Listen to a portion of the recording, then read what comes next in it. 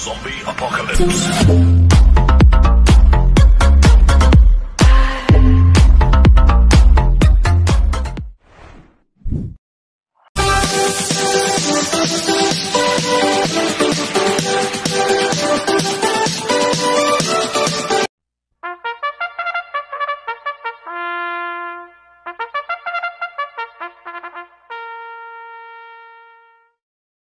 Magandang araw po mga bayang karerista.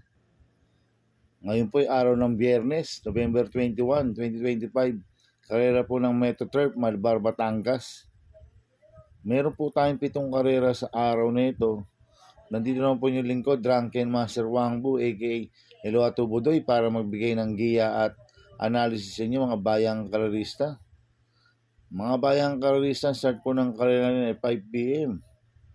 At lahat po ng karera po natin ay 1,200 meters po ang distansya.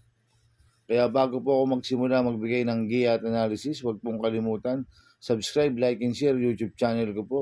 At syempre, huwag din po kalimutan i-click notification bell ko para updated po kayo sa mga bagong video ko.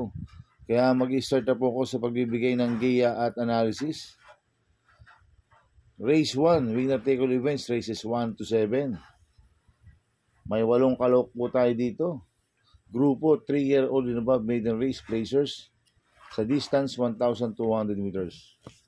First choice ko po dito numero 7, Jack 14. Nagagabayan po ni RC Simasio. Last run po nito October 3. Segundo kay River Rose. Nagtala po ng 1.27.2 sa 1,400 meters. Cambio natin ngayon, binigay na po kay RC Simasio. Lasan si J. Pastoral po sumakay dito. Kaya sa akin, malaki po panalo sa akin ito. Kaya siya po first choice ko. Second choice ko po, numero 3, Love and Devotion. Nagagabayan po ni Peter Guse. Ito, nag-barrel trial po siya noong November 5. Nagtala po siya ng 1.14.6 sa 1,200 meters. Ang kwartos po niya, 24 media, 23 media, 26 media, 1.14.6 po ang preba ni Love and Devotion sa 1,200 meters. Kaya may panalo po sa akin to, kaya si po second choice ko. Kaya ang first choice ko po, numero 7, Jack 14. Second choice, numero 3, Love and Devotion. Sa race 2 po tayo, fixed events, races 2 to 7. May 8 kalok po tayo dito. Grupo 17-41 split, distance 1,200 meters. Dito sa race 2, marami ko nakikitang mabibilis na pwedeng maglutsahan. Sila West of the East, Top of the Mark, Tokyo Rumba, Angry Maxine, Ivan. Mabibilis po yan. Conforme na lang sa mga diskarte nila, mga bayang karerista. Kaya kung first choice ko po dito, yung galing sa panalong numero 7, Ivan. Nagagabayan po ni Noel Lunar. Ito nanalo po last ng November 9. Nagtala po ng 1.27.8 sa 1,400 meters. Ang nagpanalo po dyan yung apprentice RC Simasio. At ang tinalo niya Doña Chichay. Ngayon ang papatong Noel Lunar. Itong kabayan nito tingin ko pwedeng iuna, pwedeng isunod. Kaya malaki po panalo sa akin ito. Kaya siya po first choice ko. Second choice ko po numero 5, Laguna de Bay. Nagagabayan po ni A.R. Ramos. Ito last run po nito November 9.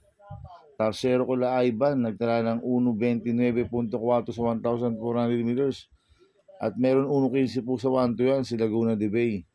Kaya pag nagkalutsa, ito po yung pwedeng remimate. Kaya malaki rin po panalo sa akin ito. Kaya po second choice ko. Maglalagay po ako ng third choice na pandiado, numero 4, Angry Maxine. Nagagabayan po JL Santiago. Last run po nito, November 9, pang-5 kala Gaybel.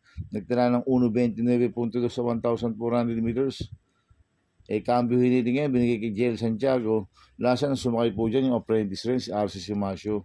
Kaya sa akin, siya po yung third choice ko na pandiado. Kaya ang first choice ko po, numero 7, Ivan. Second choice, numero 5, Laguna de Bay.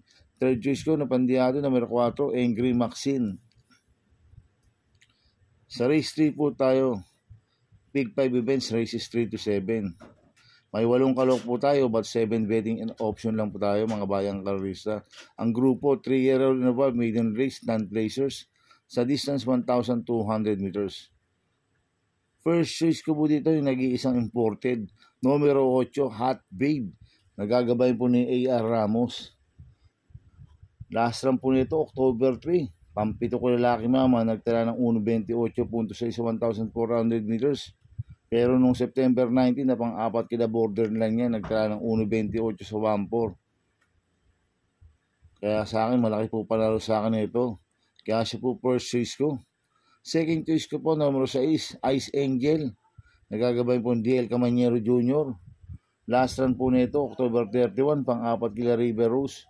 Nagtala ng 1.28 sa 1.4. Pero meron 1.14.2 po sa 1.2 yan, si Ice Angel. Kaya sa akin, malaki rin po panalo sa akin ito. Kaya siya po second choice ko. Kaya ang first choice po, numero 8, Hot Babe.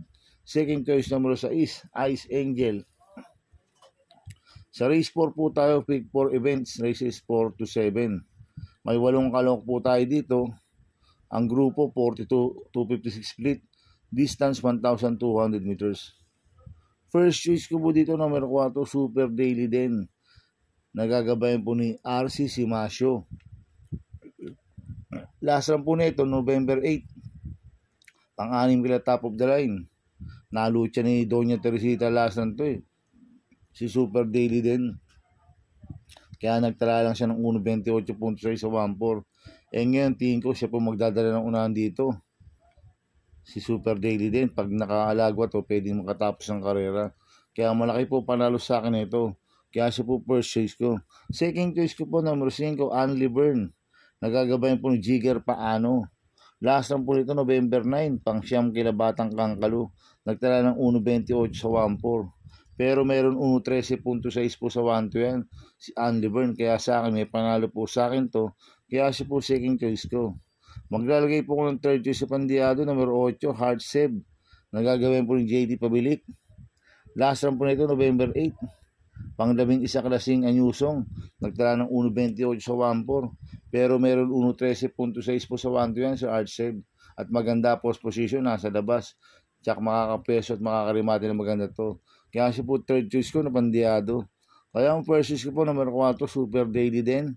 Second choice, number 5, Anli Byrne. Third choice ko na Pandiado, number 8, Hard Save. Sa race 5 po tayo. May 8 kalok po tayo dito. Grupo 17 to 41 split. Distance 1,200 meters. First choice ko po dito, number 8, Everland. Nagagabayan po dyan Alvin Guse. Ito mababa sa laban to, si Everland. Last run po nito, October 31, pang-5 kala Ruby Bell. Nagtala ng 1.28.8 sa 1.4. Pero may 1.14.4 po sa 1.2 yan, si Everland. Kaya sa akin, malaki po panalo sa akin ito. Kaya siya po first choice ko. Second choice ko po, numero 7, Mr. Manileñal. Nagagabayan po ni Pamboy Ponce. Last run po nito, October 28, pang-7 kala Anli Byrne. Nagtala ng 1.30.2 sa 1.4. Pero siya po yung mayroong best time dito na 1.13.6 sa 1.2. At cambio hiniti ngayon, binigay kay Pamboy Ponce. Lasan JQ Cabarrios lang po sumakay dito. Kaya malaki po panalo rin po sa akin ito. Kaya po second choice ko. Maglalagay po ko ng third choice, number 6, Atlegs. Nagagabayan po si CB Garganda. Ito magaling po ko si CB Garganda to, si Atlegs. Last run po nito, November 9, pang-4 kila Top Billing. Nagtala ng 1.27.2 sa 1.4. Kaya sa akin, siya po yung third choice ko. Kaya ang first choice ko po, number 8, Everland. Second choice, number 7, Mr. Manileñal. Third choice, number 6, Atlegs. Sa race 6 po tayo sa penultimate race. May 8 kalok po tayo dito. Grupo 42-256 split.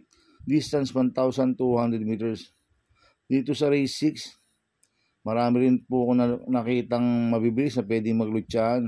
Sila Don Pedro, Doña Teresita, Winter on Fire, Runway 10. Mabibilis po yan. Kaya akong first choice ko po dito, number 8, Runway 10. Nagagabay po Jigger Paano. Last lang po nito, si Runway 10, November 8.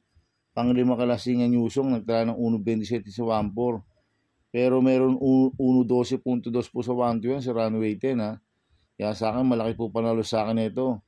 Kaya siya po first choice ko. Second choice ko po, number 7, Winter on Fire. Nagagabay po si MP Lapil. Last run po nito, October 10. Pang-5 kila Warchip. Nagtala ng 1.29 sa 1.4. Pero meron 1.12.4 po sa 1.2 yan. At magaling po sa maiksing distansya yan. Si Winter on Fire. Kaya malaki rin po panalo sa akin ito. Kaya siya po second choice ko. Maglalagay po ng third choice na pandiyado, number 4, Noble Touch. Nagagabay po ni John Alvin Guse. Last run po nito, November 8. Ang 6 kilasing ang Yusong, nagdala ng 1.27.6 sa 1.4. Pero meron 1.13.6 po sa 1.2 si Noble Touch at Cambio Inete. Binigay kay John Alvin Guse. Last run, JRD Ocampo po sumakay dito. Kaya sa akin, siya po yung third choice ko na pandiyado. Kaya ang first choice po, number 8, Runway 10. Second choice, number 7, Winter on Fire. Third choice ko na pandiyado, number 4, Noble Touch. Sa race 7 po tayo sa last race. May 8 kalok po tayo dito. Grupo 17 to 41 split. Distance 1,200 meters. First choice ko po dito, number 6, Walking on Sunshine. Nagagabay po ni Ace Aguila. Ito, mababa sa laban po ito, so Walking on Sunshine. Nag-barrel trial po siya noong November 7. Segundo kay Sophisticated, nagtala lang ng 120 sa 1,200 meters. Kaya sa akin, malaki po panalo sa akin ito. Kaya siya po first choice ko. Second choice ko po, number 8, Yuchiran Run. Nagagabay po JB Hernandez. Ito, last run po nito, November 7. Segundo kay Marengo, nagtala ng 1.28.8 sa 1.4. Pero meron 1.15.2 po sa 1.2 si Ichiran Run. Kaya malaki rin po panalo sa akin ito. Kaya siya po second choice ko. Maglalagay po ako ng third choice, number 3, Windstorm. Nagagabay po ni RC Simasio. Last run po nito, November 9, segundo kay Gable. Nagtala ng 1.28 sa 1.4. Ngayon, Cambio Inete, binigay sa apprentice kay RC Simasio. Last run, AB Series po sumakay dito. At magaang po ang peso, 51. Kaya sa akin, malaki rin po panalo sa akin ito. Kaya siya po third choice ko. Kaya ang first choice po, number 6, Walking on Sunshine. Second choice, number 8, Ichiran Run. Third choice, number 3, Windstorm. Good luck in happy racing mga bayang karolista. Inuulit ko, ito gabay ko lang at analysis ko. Pero pagdating sa tayan, kayo pa din masusunod. Sana iswertin po tayo at magsitama. Kaya good luck po sa ating lahat mga bayang karolista. Mga bayang karolista, shoutout muna ako. Happy racing po sa mga bagong subscriber ko. At sa mga walang sawang sumusubaybay sa YouTube channel ko, maraming salamat po. At happy racing po kay Ma'am Amelia Padrecuela at kay Sir Romulo Crisostomo, happy racing po. At happy racing po sa mga boss ko, kay Boss Toto de la Cruz, kay Boss Manuel Chua, kay Boss Manny Caplis, kay Boss Godo Fredo, kay Boss Raul Santos, at kay Ninong Rigor Costada. Happy racing po sa inyo. Sana iswertihin kayo at magsitama. At happy racing po sa mga taga Barcadano TV. At happy racing po sa mga taga Double Ako TV. At happy racing po sa mga kagrupo ko sa Ping Ping Boys. Ang founder po niya si Bro Gary Cono at si Chairman Maka Chua ng Ping Ping. Happy racing po. Kaya mga bayang karolista, please subscribe my YouTube channel at Tubudoy 2.0. At sana lagi pong panoorin ads ko, huwag pong skip. Kaya maraming salamat po sa inyo and God bless.